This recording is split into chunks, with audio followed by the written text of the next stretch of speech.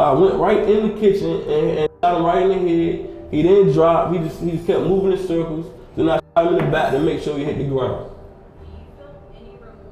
I don't feel no remorse about none of this at all. When you snap, you don't think about remorse. That's not something that comes to your mind when you snapping. It's like if you pissed off, if your man cheated on you and you knew something and he ain't say nothing and you find out, what you gonna do? You gonna talk nice? You gonna think about it? No, you gonna snap. In the early hours of March 22nd, 2022, the peaceful coastal city of Virginia Beach became the backdrop for a tragic and violent story. A husband would kill his wife and her family for not fulfilling his will. When the Virginia Beach Fire Department and Virginia Beach Police Department responded to a house fire on the 5500 block of Baccalaureate Drive, they initially believed it was just another house fire, but nothing could have prepared them for what they would find after putting out the flames. Under the debris, they discovered the body of a 31-year-old woman and her dog. However, upon closer inspection, they found something chilling. She hadn't been killed by the fire, but by a gunshot wound to the head. As the investigation unfolded, detectives uncovered an unsettling truth. Her husband was behind her murder, but more horrifyingly, her killer husband would go on a killing spree, targeting her family members as well. And, heartbreakingly, this story isn't the first of its kind we've shared. Do you remember the case of 24-year-old Princess Jones? A vibrant woman full of life, but whose boyfriend would tragically burn down her entire family, including her 9-month-old, for revenge. Okay, they finally here. She looks so cute.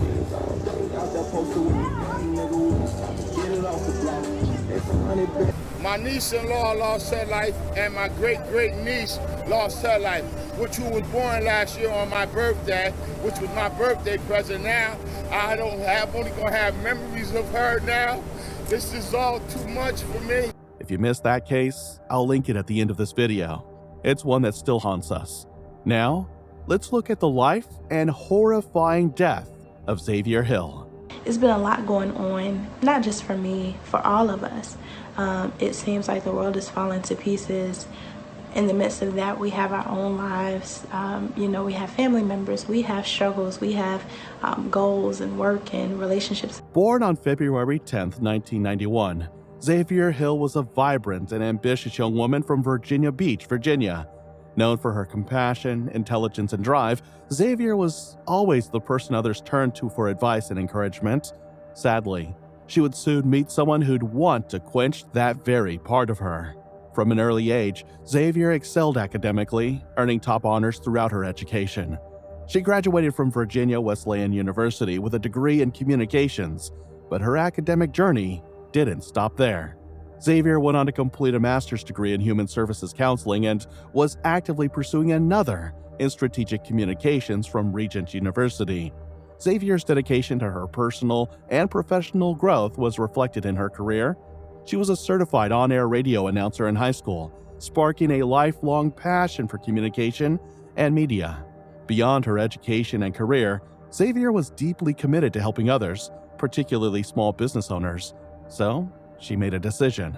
She founded her own company, 114 & Company, offering digital marketing, branding services, and coaching to entrepreneurs and startups. Xavier was also a brand consultant, marketing strategist, life coach, and motivational speaker.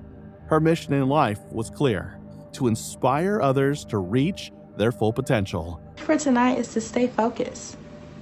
To keep your eyes on the prize. When you watch horses race, you'll always notice that they have blinders on. And the reason they have blinders on is so that they can only look at one thing: the end goal. She often posted motivational speeches on social media, offering advice and support to those struggling in difficult times. Listen, whatever you do this season, don't quit. I know it's getting difficult. I know it's challenging. I know you feel like your back is against the wall.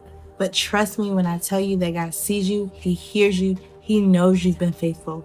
And right when you think you can't go any further, He's gonna show up and blow your mind. Xavier's powerful words resonated with people from all walks of life, and she was widely regarded as someone who genuinely cared about others' well-being. She went beyond offering generic advice, taking the time to understand people's struggles and tailoring her message to encourage and motivate them through their personal challenges. When you are in position, when you are moving in purpose, when you are in the place God would have you to be, you don't have to seek things out. You don't have to chase things. You don't have to look for things. God will present them to you. Her ability to uplift others and offer genuine support made her a beloved figure in her community.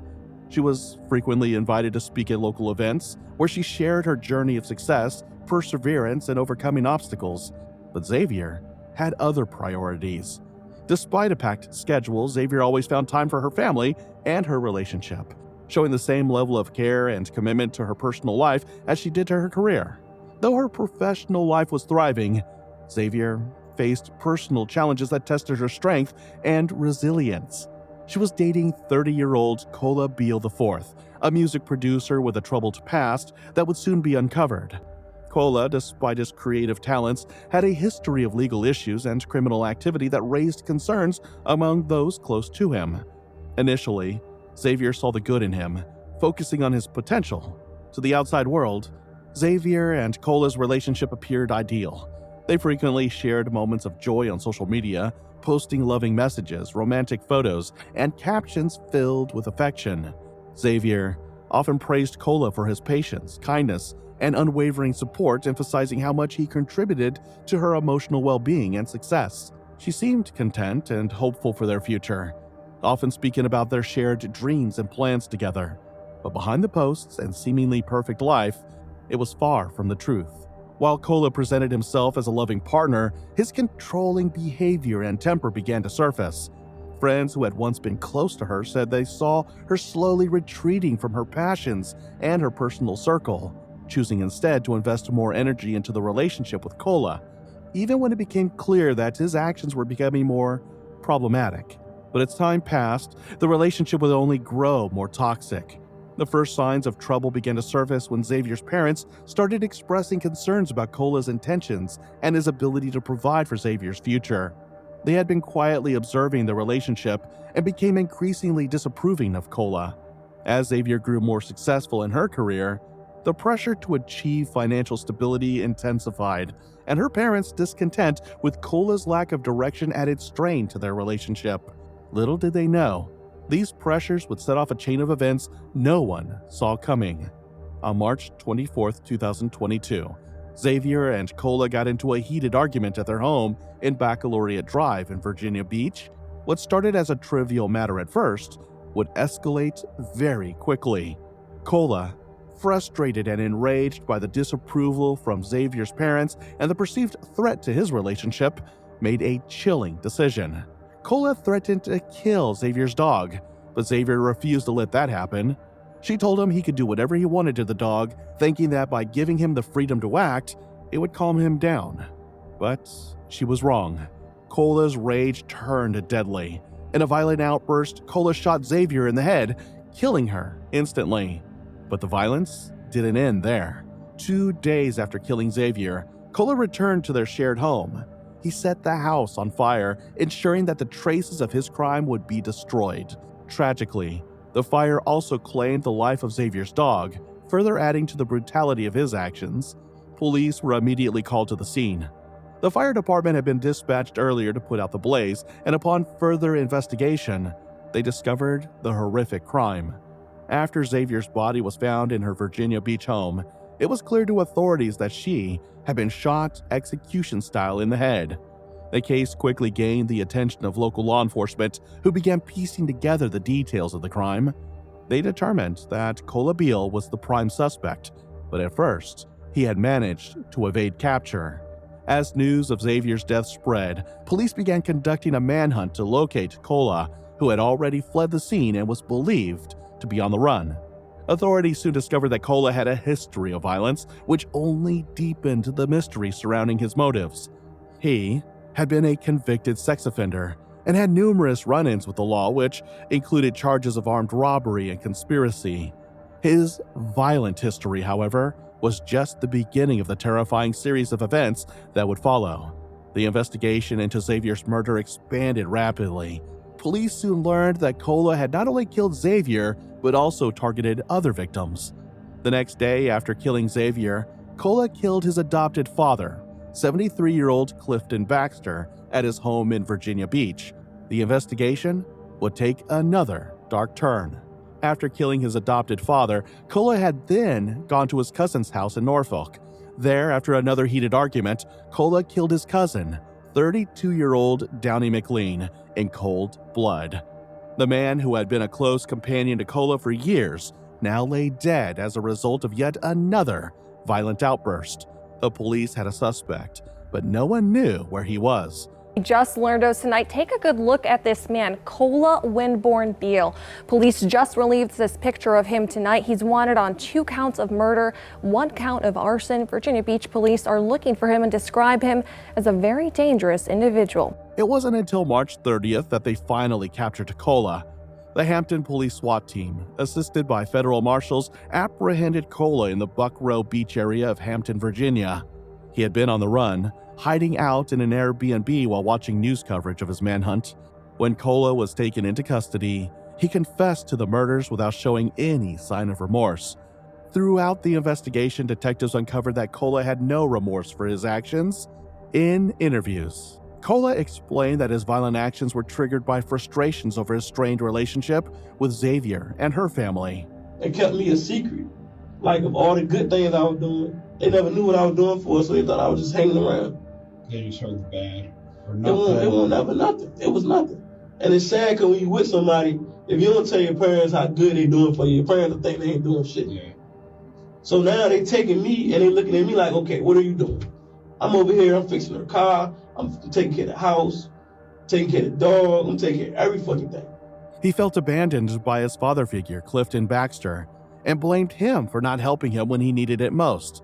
This combination of rage and entitlement seemed to fuel Cola's rampage. He was charged with the brutal killings of Xavier Hill, Clifton Baxter, and Downey McLean. He had gone on a violent spree, leaving 3 dead bodies, and was now facing the full weight of justice. After Cola Beal's arrest, investigators worked around the clock to build a case. The details of his actions, the motive behind his killings, and his own chilling confession began to form a clearer picture. I shot in the head. His first murder had been a brutal act of violence fueled by personal frustration, but it didn't end there. Cola's crime spree spiraled further as he went on to murder his adopted father and later his cousin. As Cola explained in interviews, his decision to kill Xavier was a result of escalating tensions between him and her family. So in the midst of doing that, he's snapping on everybody that's around us. I'm in here trying to help save you, because I already done snapped, my life gone.